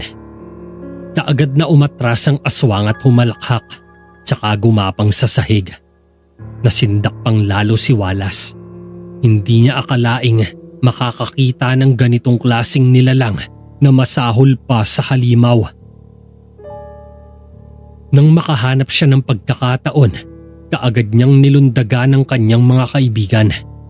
Pinilit niyang yugyugin ang mga ito hanggang sa magising pero hindi siya nagtagumpay. Sa halip, siya ang napaigik nang lumapag ang aswang at saktong sa likuran niya tumalon. Kaya naman nagawaran siya ng may kahabaang kalmot na nagpawala sa kanyang malay. Hindi niya alam kung gaano siya katagal nawala ng malay. Ang alam lang niya, nagising siya mataas na ang sikat ng araw at wala na ang mga kaibigan sa kama. Nang hihinang bumangon si Wallace, hindi niya alam kung nasaan ang mga ito. Pero may naririnig siyang ingay sa labas ng kwarto. Tumayo siya at lumabas ng silid. Naabutan niya ang kanyang mga kaibigan na nagtatawanan kasama ang isang babaeng hindi niya kilala.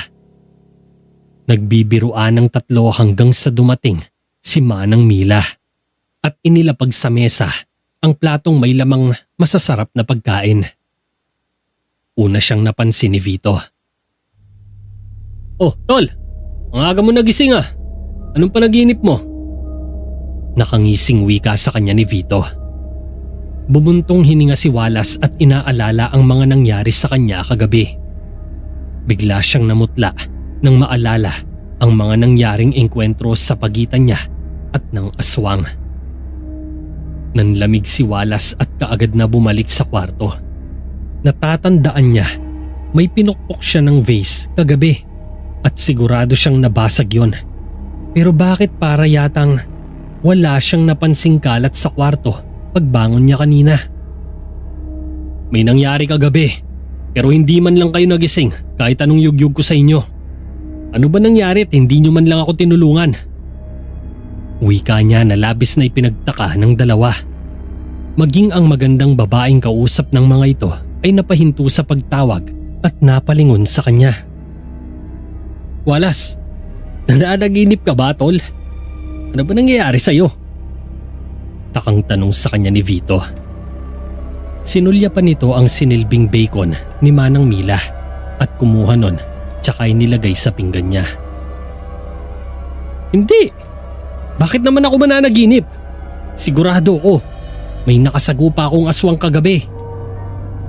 Wika niya, kaya naman kung makatingin sa kanya ang mga kaibigan, para siyang may dalawang ulo. Lakas ng tama mo, tol. Komento ni Glenn tsaka sumubo ng hotdog. Napakamot sa kanyang ulo si Wallace at hindi na nagsalita. Kapag ganito ang kanyang mga kaibigan, ay alam niyang mahihirapan talaga siyang magpaliwanag. Sino naman ang isang to? Tanong niya sabay turo sa babaeng katabi ni Vito. Napangiti ito na kaagad namang tumayo.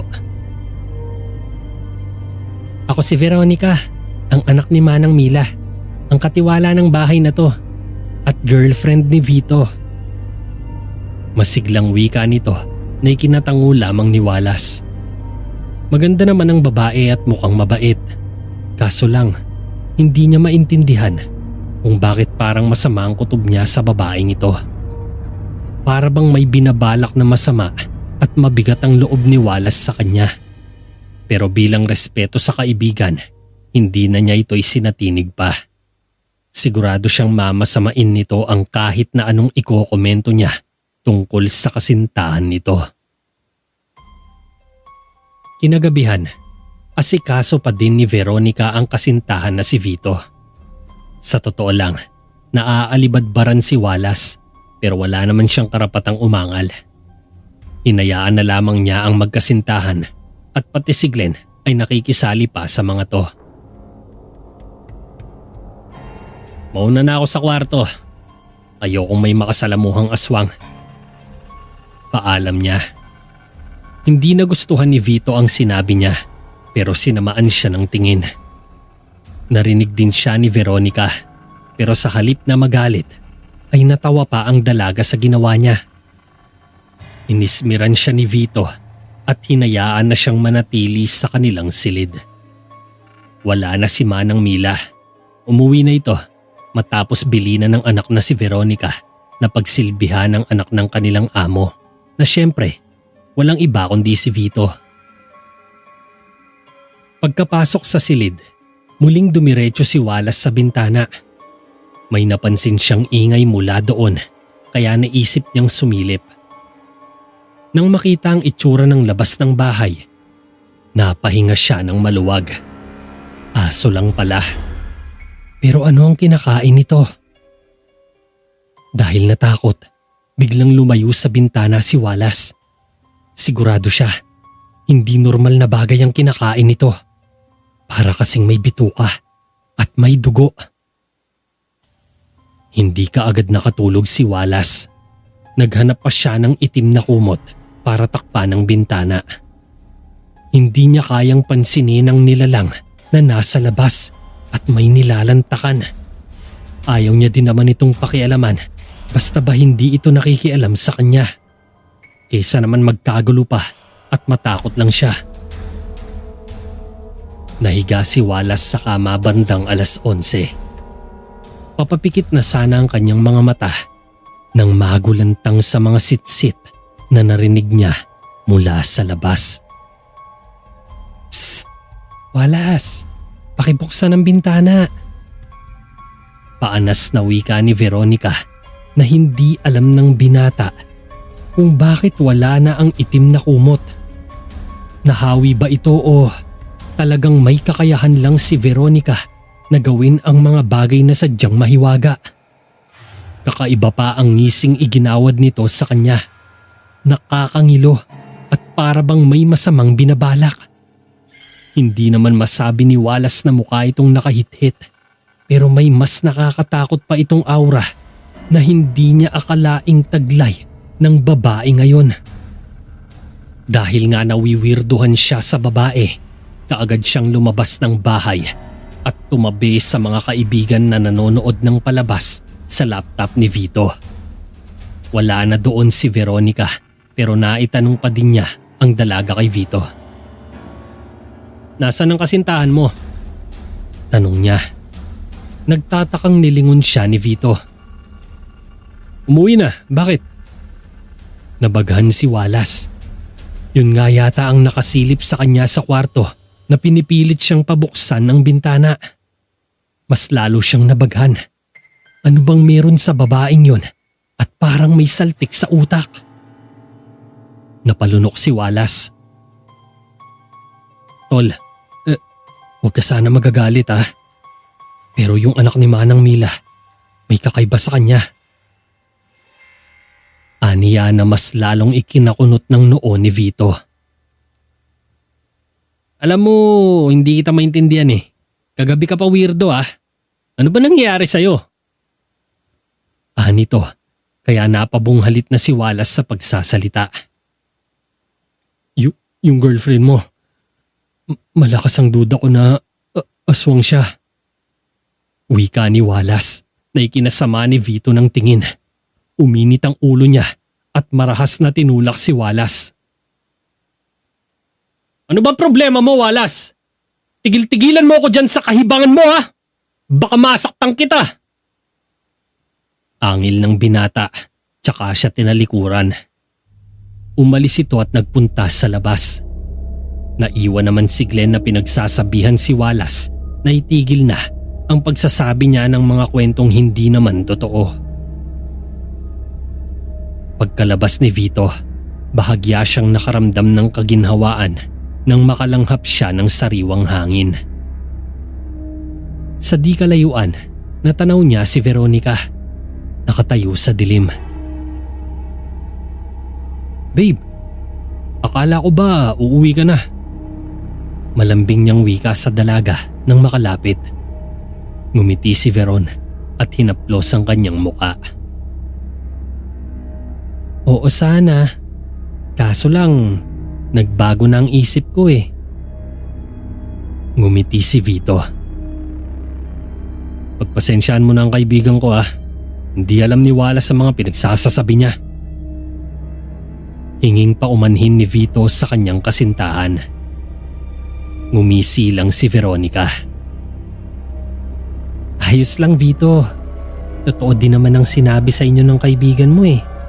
Isa naman talaga akong aswang." Maayos ang tono ni Veronica nang sabihin yon. Pero gayon na lang ang pagkagimbal ni Vito nang personal na magbago ng anyo sa kanyang harapan ang kasintahan. Naging isa itong halimaw. Nanginginig na umatras si Vito at hintakot na sumigaw, pero hindi niya napaghandaan ang biglaang pagdaluhong sa kanya ng aswang. Sa likod niya lumapag ang aswang at mabilis siyang kinalmot, kaya napasigaw siya ng todo. Pakiwari ni Vito, napunit ang kanyang balat sa likod, kaya naman gayon na lang ang kanyang pagsigaw. Mabuti na lang talaga, dinaluhan siya ni Glenn at Wallace na nagtataka. "Ano nangyari sa'yo, tol?" tanong ni Glenn, kaya kahit kalalaking tao ay hysterical niyang sinabi ang kanyang mga natuklasan. Nagalit pa siya kay Wallace pero nalaman niyang nagsasabi pala ito ng totoo. Halos hindi siya makahinga habang inaalalayan ng kanyang mga kaibigan. "Sabi ko naman sa'yo, di ba? Aswang ang babaeng yon. Aswang ang anak ni Manang Mila." Komento ni Wallace habang nakanganga naman si Glenn. Hindi siya makapaniwalang may makikitang malaking kalmot ng kuko sa leeg ng kanyang kaibigan, pati na sa likod nito. Kailangan nating kumuha ng asin, kalamansi at bawang mga tol. Singhal sa kanila ni Wallace na tila ba mas una pang nakabisado ang gagawin sa mga pagkakataong ganito kesa kay Vito. Napasunod na lamang sina Vito at Glenn sa kaibigan nang magtungo ito sa kusina para mangalap ng pwedeng maging pangontra. Oo nga pala, Glenn, baka pwede mong isara ang lahat ng pinto at bintana, pati na lahat ng mga pwedeng daanan ng aswang sakali mang gustuhin itong pumasok. Pagmando ni Wallace na ikinaputla ni Glenn. Ako? Bakit ako? Turo nito sa sarili. Inis na binalingan ni Wallace si Glenn. Dahil sugatan si Vito at ako naman ay maghahanda ng pangontra para sa aswang. Wika niya tsaka tinalikuran ng lalaki. Walang nagawa si Glenn kundi ang sundin ang sinabi nito kesa naman mabiktima silang tatlo. Mas nakakatakot kapag nakapasok na ang aswang sa kanilang kinaroroonan at baka malaya na sila nitong malantakan.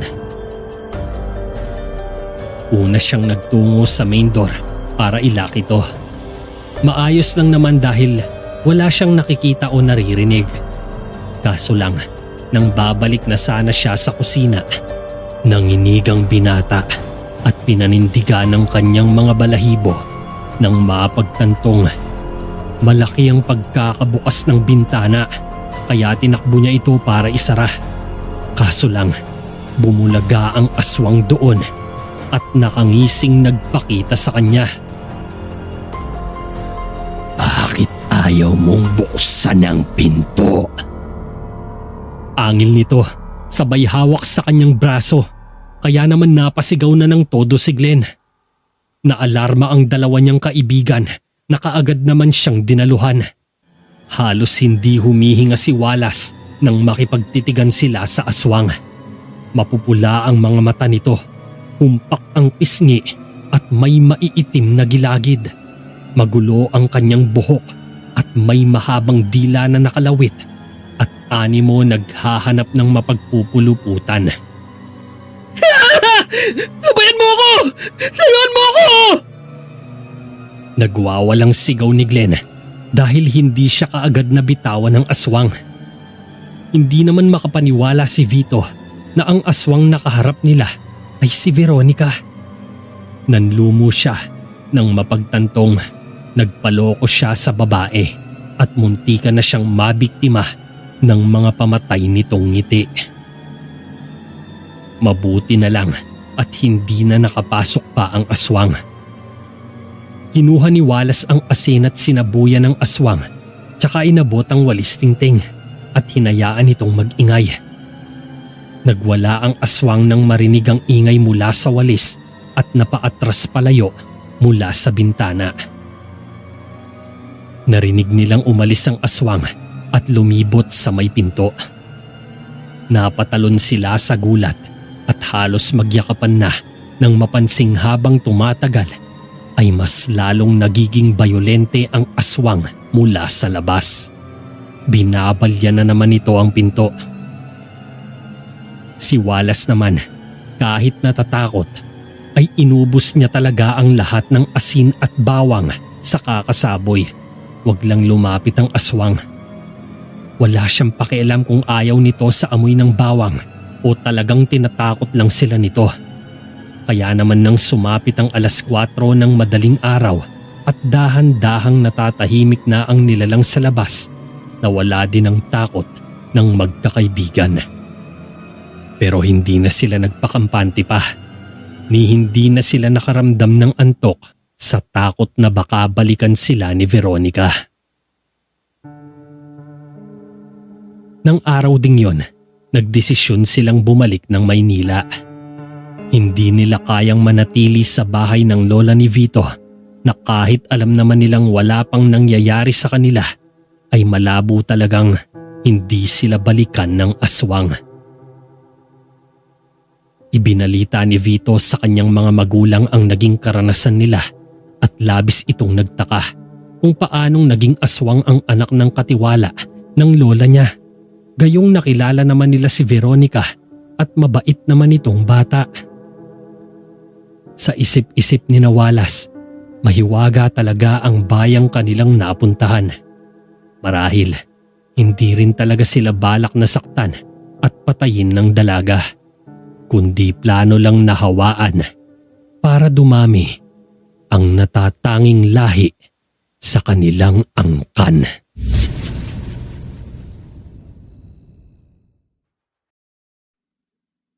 At ayan, maraming salamat mga kabayan sa pakikinig ng ating mga kwento.